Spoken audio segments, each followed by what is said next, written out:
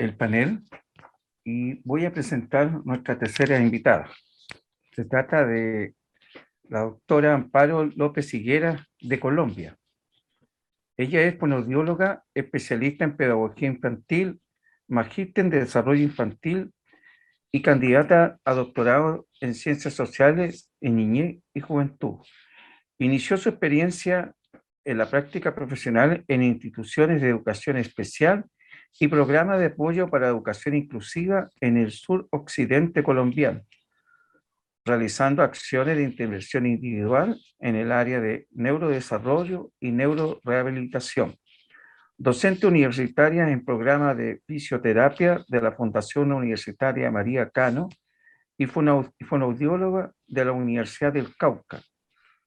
Este último programa acompañando a estudiantes por 14 años en las áreas de lenguaje, lectura y escritura en población infantil y en discapacidad en cursos teóricos y prácticos.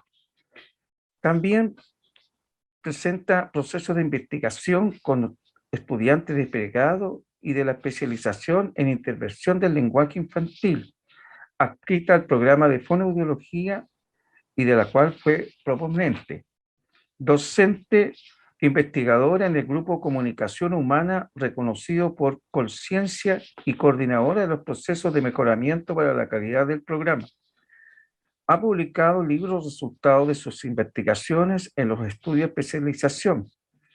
Recibió mención meritoria por la investigación que derivó dicho texto, reconocida como la investigadora junior en la convocatoria de Ciencia y Tecnología en el año 2019. Ha realizado publicaciones y asuntos curriculares y recientemente como coordinadora del proceso de autoevaluación, el reconocimiento de calidad del programa otorgado por 4 años.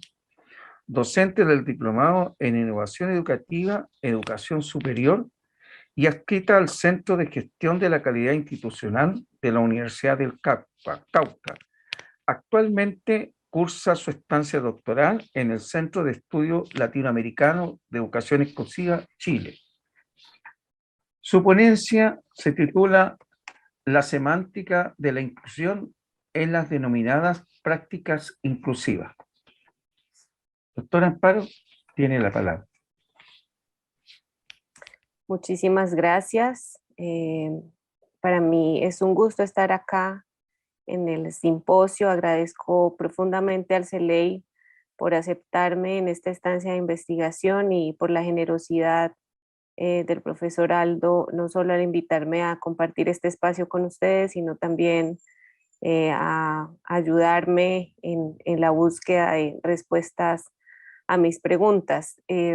Ustedes pudieron escuchar, yo realmente vengo de las denominadas disciplinas de la rehabilitación, pero en la práctica cotidiana y en tantos años se generan preguntas que lo llevan a uno por algunas rutas distintas. La siguiente, por favor. Ya les decía el profesor Luis, voy a intentar trabajar a través de esta presentación algo que nos hemos venido pensando y es que si bien nosotros decimos saber del lenguaje, utilizamos muchas veces las palabras sin revisar la carga semiótica de las mismas. Por eso la pregunta por la semántica de la inclusión cuando hablamos de prácticas inclusivas que decimos apoyar. La palabra inclusión puede ser leída en distintos textos y prestada pues a muchos oídos, ha sido tomada como propia en diferentes campos disciplinares y por eso se ha vinculado como a muchas prácticas que ustedes bien pueden conocer. Sin embargo, también digamos que esta palabra se dibuja como heredera de una idea de justicia de carácter universal, de difícil aplicación, porque finalmente cuando se habla de lo universal, terminamos produciendo construcciones finitas y que terminan por reducir los temas políticos a una unidad y a valorar lo común y lo idéntico por encima de lo específico y de lo diferente. Rápidamente, digamos que esta palabra inclusión se asocia como a la idea de justicia e igualdad y se asumió rápidamente como aceptable, como políticamente correcta en el marco de prácticas inclusivas, pero nunca o casi nunca se interrogan esas prácticas que generalmente a través de lo que Ocampo dice, abyección y vulnerabilidad, imponen como políticas de miedo, de vergüenza, de asco, de rechazo, que muchas veces son como gestos imperceptibles, pero que están presentes. En la asimilación de la palabra inclusión, sin tensionar su naturaleza sígnica y sus posibilidades semiológicas, rápidamente olvidamos en los discursos de la inclusión los contenidos ideológicos de esos sentidos preexistentes y por supuesto que nos sesgamos al punto de no escuchar discursos que instituyen ciertas prácticas que se han fijado en el tiempo. Uno podría decir que la preocupación por la inclusión podría remontarse bien a experiencias como las de Jean-Marc Gaspard Itard, cuando hablaba de la educación del niño salvaje, a lo que podríamos también hacerle una discusión. Un hito también que se considera histórico cuando se piensa en educación inclusiva es el informe Warnock, eh, mm, derivado pues de una serie de revisiones que hace el Comité de Investigación de Educación del Reino Unido. Más adelante en los años uno puede leer en las líneas enunciativas de las declaraciones de los foros internacionales de educación la idea de promover acciones para la reducción de brechas de acceso a la educación, y en esos discursos, digamos que la palabra inclusión aparece como un sustantivo que es imperativo, ¿no? O sea, obliga a la acción, pone en marcha una cantidad de planes, de programas que ponen a las instituciones y todas las personas que están en ellas mmm, rápidamente a tratar de ajustarse, digamos, a las nuevas exigencias. Un asunto determinante cuando uno piensa en las declaraciones de los foros es que a estos foros van tantas personas representando tantos lugares, y a pesar que digamos que en esas declaraciones logran encontrar algunas preocupaciones comunes, las mismas declaraciones se pueden convertir en discursos totalizantes que invisibilizan las particularidades educativas de los lugares, y entonces finalmente son esas particularidades las que digamos que están más cercanas a las realidades educativas. Entonces, en esos discursos la inclusión aparece como una palabra que prometía el cumplimiento de la normatividad, que clamaba el acceso universal, pero sin que desapareciera la idea de lo igual, de lo esperado, de lo homogéneo, en palabras de Siebert, como que todo esto siguió en las prácticas como evidencia de ese persistente binarismo del que ya ha hablado el profesor Aldo y la profesora Fabiana, entre el que es y el que no es. Entonces, cuando uno se proyecta el uso de la palabra inclusión como signo del discurso, puede adoptar unas rutas distintas de comprensión de la misma. Por ejemplo, ya el profesor Ocampo ha señalado los problemas ontológicos y epistemológicos del campo de la educación inclusiva. Y claro, lo ontológico se mezcla un poco con el signo en categorías de análisis político, ético, metodológico, que señalan quién es el sujeto a incluir. Pero en lo epistemológico, cuando uno piensa la palabra inclusión, también podría abrir como un sistema de posibilidades de comprensiones. Ahora, también tendríamos que tener cuidado porque generalmente adoptamos como análisis los mismos discursos dados por hecho, y eso, en palabras de Orlandi, se convierte como en volver a decir lo mismo, la paráfrasis y el regreso a lo mismo. Entonces, hay que considerar de manera muy clara que cuando usamos la palabra inclusión, estamos hablando de esta palabra dentro de enunciados y dentro de discursos que no están alejados a situaciones de índole pragmático, político, los conflictos de poder y las ideologías, digamos, que están ahí inmersas. Cuando volvamos, y siempre voy a estar reiterando, la palabra inclusión en su semántica y pensando un poco también en la palabra como signo verbal, debería entonces abrirse al encuentro de múltiples significados. Por eso la semiótica y la semántica nos ayudan mucho, mucho en este proceso de querer configurar las posibles significaciones que tiene la palabra inclusión. De hecho, es posible decir que al volver a la semiótica y a la semántica de la palabra inclusión, se sitúan relaciones de la palabra como signo del enunciado, del discurso, y en esa tematización como marca semántica, uno puede entonces empezar a decir que las palabras no son solo nuestras, las apropiamos y las decimos casi que sin pensar de manera inconsciente, pero que ellas tienen un significado por la historia de la lengua que cargan también como signo y como semiosis. En ese sentido, hay un asunto que también a veces nos cuesta, sobre todo a los que nos ocupamos un poco del lenguaje, y es entender que cuando hablamos de lo semiótico no estamos hablando de lo meramente estructural, ¿cierto? No es el análisis único y exclusivo de significado, significante, de pensar exclusivamente en el referente, sino que los signos también, aunque sea mucho más común usar palabras, también hay unos signos verbales que vale la pena revisar. Es decir, la semiótica trasciende el análisis sígnico del referente en relación a los lugares, los momentos, sean estos de carácter verbal o no verbal. Y ahí suceden muchas cosas, porque los signos no verbales incluyen imágenes, ya lo veíamos en la presentación pasada, símbolos, señales, sonidos, y tanto lo verbal como lo no verbal merece la pena que se considere juntos, unidos, porque cuando un gesto acompaña una palabra, cuando una imagen acompaña una palabra, ya nos produce preguntas sobre la coherencia del decir, como rompiendo también el asunto de que la palabra dice lo que dice o representa lo que dice representar, y entonces eso nos abre otras posibilidades de análisis.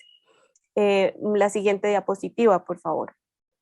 Entonces, si nosotros quisiéramos pensar, podríamos ir, por ejemplo, al orden etimológico de las palabras, y en ese caso la palabra inclusión casi que traduce por el latín la acción de poner algo dentro, algo dentro.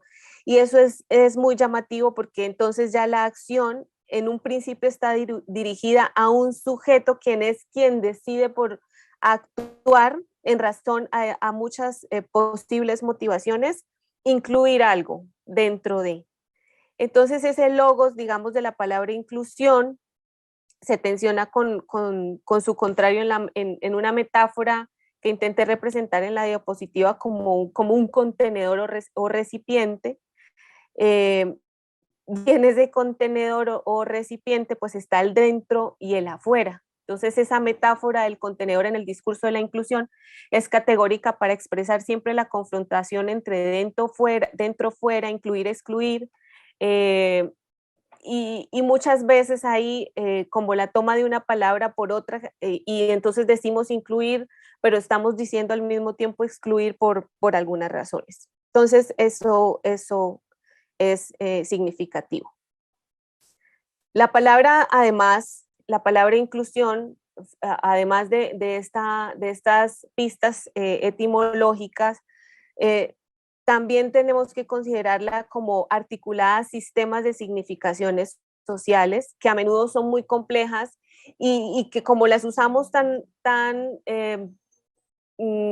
como sin pensar tanto, tan inconscientemente, muchas veces se alejan de la realidad natural. Entonces la palabra inclusión, como todo signo, es proyectada por un grupo social como construcción colectiva destinada a manifestar y expresar aspectos de la vida, y digamos que en ese sentido es muy, muy importante revisar cómo la palabra inclusión, gracias al poder del lenguaje como vehículo del signo, ha logrado establecerse en una gran cantidad de unidades culturales que transcurren en diferentes ámbitos de la vida, y uno de esos es justamente el ámbito educativo.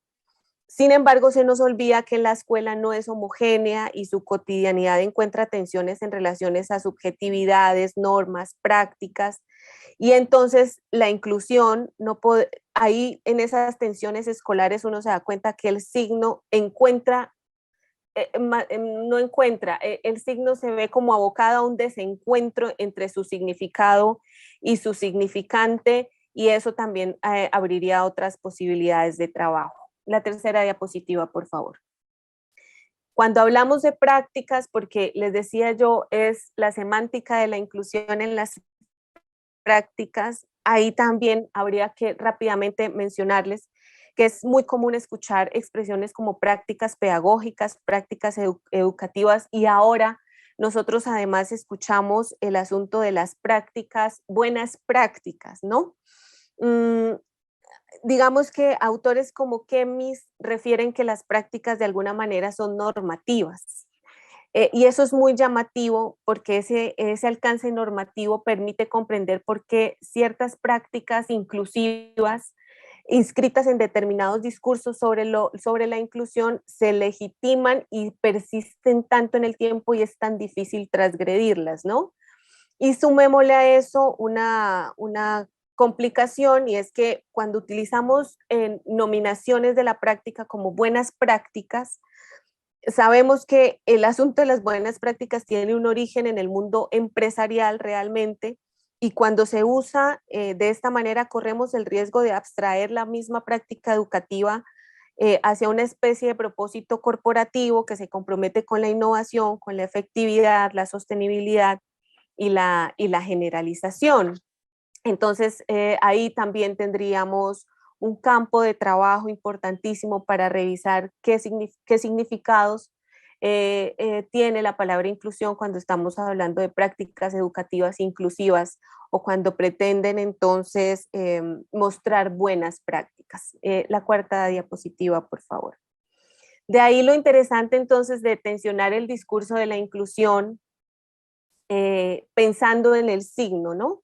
El signo con su significado es múltiple, el uso de la palabra inclusión en el discurso educativo causa un efecto como de contrasentidos entre los locutores, transcurre entre lo objetivo que le impone la norma, pero también lo subjetivo de la convivencia diaria en la escuela.